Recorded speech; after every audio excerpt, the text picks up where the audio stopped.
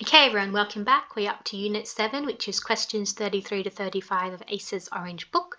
And these are on a description by a man called Carr, remembering James Joyce. If you don't know James Joyce, he's this famous author who wrote this incredibly thick, difficult to read novel called Ulysses. I think it's meant to be the hardest novel in the English language or something about that. That's okay. So, yeah. Question 33. Carr's description of Joyce as being without primness towards hard currency is a polite way of saying that he was. So this is an example where we can use the answers to help us. If you look at the answers, there are sort of two themes, squeamish and interest. So the first thing we can do is we can figure out, is it squeamish or interest? So the word primness denotes squeamish. So think of someone who's prim and proper. They're squeamish, they're like overly fussy and formal about things, or they won't sit on the grass because the grass is wet. They're squeamish about the grass being wet.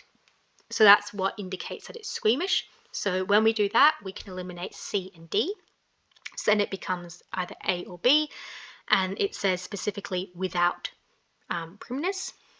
So if we replace the word primness with squeamish, it becomes without squeamish, so not squeamish, and that's why the answer is B. 34. So what does this quote suggest, tell us about Joyce? So Carr says that Joyce was a private man who wants the world to acknowledge his privacy or indifference. So therefore he's attention seeking. So he is private, but he's like, oh, I'm a private man, but I want the world to know how private I am about my life and how little I care about the fact that you think I'm about my life, which actually means that he's attention seeking. So think of it as someone who says, I'm really, really humble, and I want the world to know how humble I am. If you want the world to know how humble you are, then you're not humble.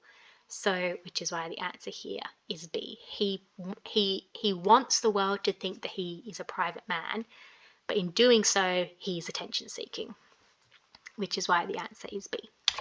And last question. Okay, so these are ones that I really dislike because you're having to work with lots of different things on lots of different levels, when it's less or more. So the best thing that I can say is just break up each word and give it a yes or a no or a maybe. And then hopefully from that, you can get the right answer. So A is less formality than pride. So does Carr remember Joyce with formality? Yes. Does Carr remember Joyce with pride? No. Does Carr remember Joyce with affection? Nope. Does Carr remember Joyce with envy? Kinda. I'm going to bookmark that and come back to it. Does Carr remember Joyce with warmth? Nope.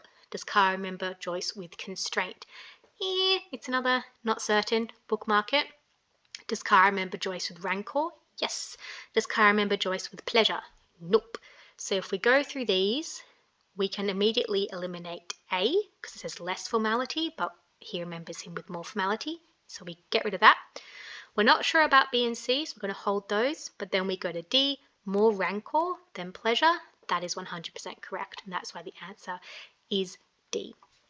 Okay, that was the end of Acer's Orange booklet. As always, like, comment, subscribe. Let me know if you have any questions in the comments, and I will do my best to try and get back to you and help you through GAMSAT. I will try and do the pink book this week, or by the end of August.